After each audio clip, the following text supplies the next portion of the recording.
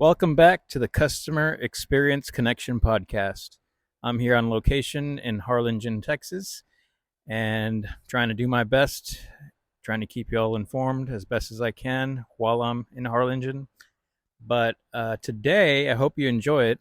It's something that I talk about, something that I feel is important as an adjuster to know um, while they're working claims. So, being an advocate, a proactive advocate of the customer, and being a friction finder for the company and the customer, and also recognizing trigger points. And I'll explain all that here in just a moment. But I hope that you enjoy this. I hope that you enjoy my presentation. And thank you so much for tuning in.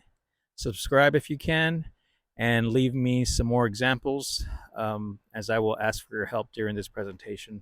Thank you all so much for joining me, and I hope you enjoy.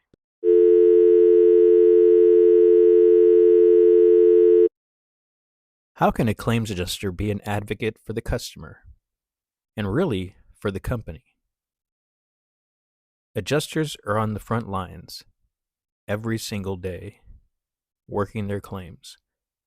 And this training will help them to identify quote unquote trigger points and be a friction finder during the claims process to ultimately, or possibly, automate a process, improve a process, remove friction from a process, but ultimately developing and delivering a better customer experience.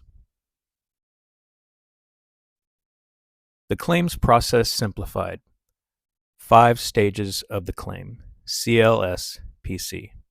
I want to go over the 5 stages of the claim because this is a great tool to use when you're going 100 miles an hour. You're getting claims left and right. You're getting phone calls left and right.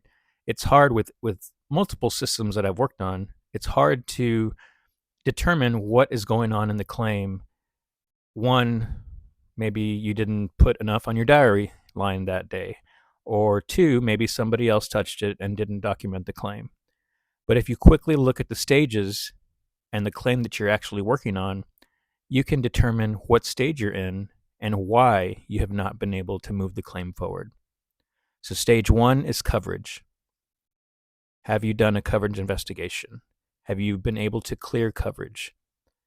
And they do compound on each other, generally speaking. But you can't really determine liability until you know you have coverage, because then it's just a waste of your time. So coverage, always first. Liability. Have you exhausted all your avenues of investigation to determine a fair liability outcome? If you're on that stage, why haven't you been able to move forward? Is it the customer that needs to call you back? Is it you that needs to call the customer? Settlement. Are you settling on a price? Repair price? Repair time? Are you settling on a total loss claim, or bodily injury claim, or a litigated claim? Stage 4, payment. What's preventing you from issuing any payments? Is it a compliance issue? Is it a letter that you need to send? Is it contact that you need to make with the customer? Is it because the customer needs to call you? Or is it because the customer needs to enter their electronic funds transfer information? Who knows? Stage 5, closure. What's holding you back from closing the claim? Is it a compliance issue? Is it a letter that needs to be sent out? Is it a closing call that you need to make? Whatever it is, what's preventing you from closing that claim? Ultimately, getting to the far right, a happy closed claim. So you can see when you're going 100 miles an hour, just define what stage you're in and why you have not been able to move forward from that stage. And that's going to be the easiest way you can look at claims on a daily basis. Now, you must be asking yourself, why is he going over the claims process? I wanted to simplify it for you so that you can spend more time going through this process on a daily basis with something in mind. You want to look for trigger points and you want to be a friction finder.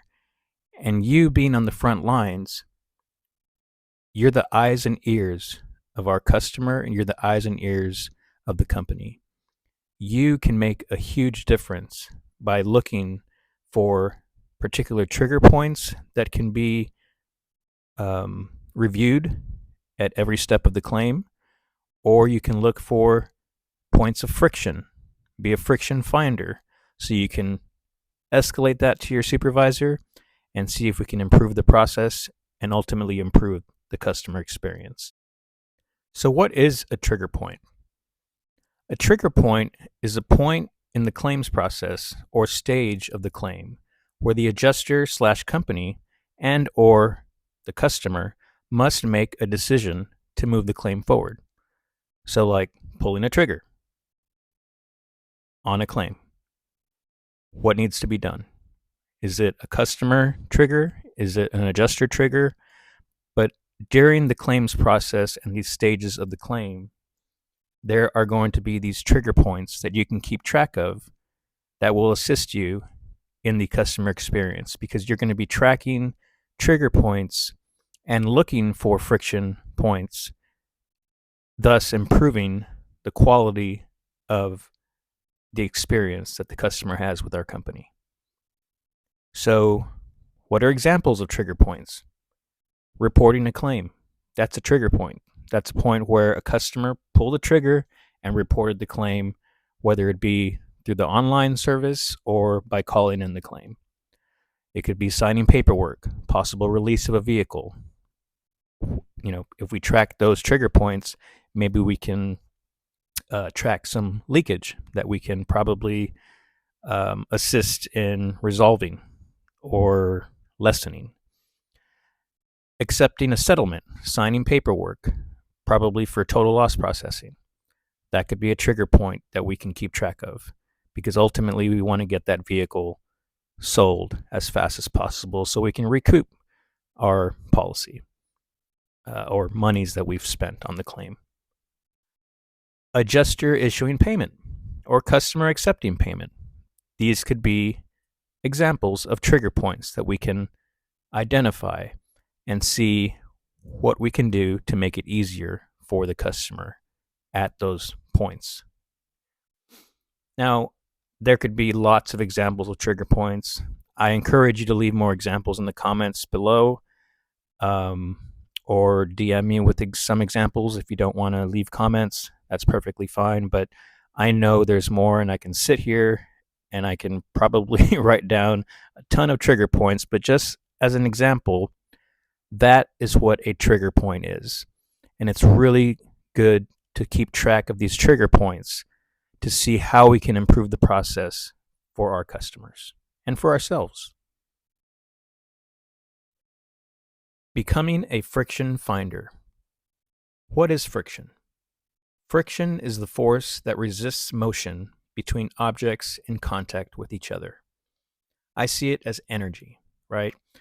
Throughout the claims process, there's going to be those trigger points that we just learned about, but there's also going to be friction that can cause a negative customer experience.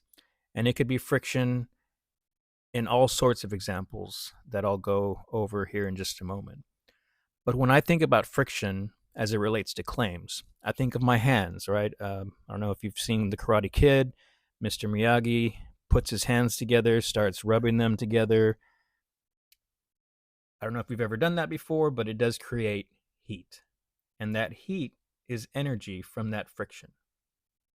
Now, as it pertains to claims, that energy from that friction is negatively affecting our claims process. So we need to be friction finders. And during the claims process and the 5 stages of the claims and those trigger points that we discussed earlier, where can we see friction and where can we make this process more liquid to ultimately positively affect the customer experience? There's examples of friction in our claims. It could be the claims reporting process. Maybe there's too many screens. Maybe there's too much information that needs to be filled out. Maybe there's another way that we can do that to remove that friction piece. Friction in communication. Maybe To resolve that friction in communication, we need to educate the customers on how to use SMS, text messages, emails, or even communicate with them to see when the best time is to make a voice-to-voice phone call.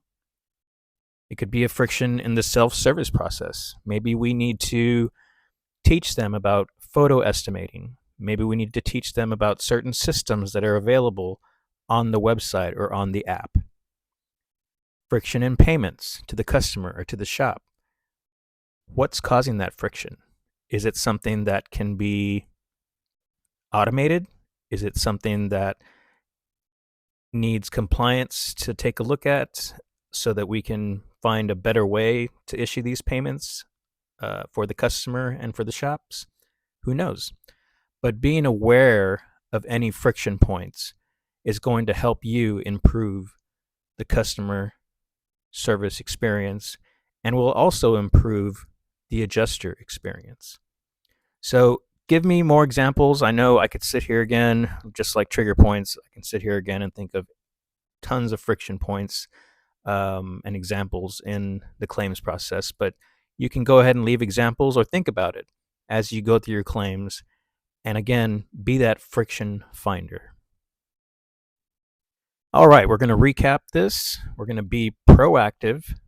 We're going to educate, escalate, or automate. We're going to be proactive advocates for our customers and for ourselves. We are going to assist our customers in keeping our eyes open for those trigger points that I discussed earlier. So you can keep track of those trigger points and see if it's an action that the adjuster needs to take, yourself, the customer needs to take, or the company needs to take. Also, when communicating and listening to your customers, be that friction finder for them. If they're telling you, oh my gosh, it's just so hard to file a claim, or it's just so hard to get a hold of my adjuster, talk about that. Ask more questions. Ask more questions about that friction point that they're discussing. And maybe we can make it more liquid to enhance their customer experience. As far as the trigger points and friction, make sure you educate the customer on certain friction points that maybe you can resolve by just educating the customer, or escalate the issue. If you cannot fix it yourself, you can escalate the issue to your management team. Now, we're also going to identify processes within those trigger points and within you being that friction finder that we discussed earlier. You can identify processes that can possibly be automated. So if you find yourself doing something over and over and over with minimal effort, that is probably something you can discuss with your manager or in a meeting if you're trying to find ways to automate parts of the processes to help your customer and to help yourselves. I want to thank you all for enjoying the Customer Experience Connection podcast.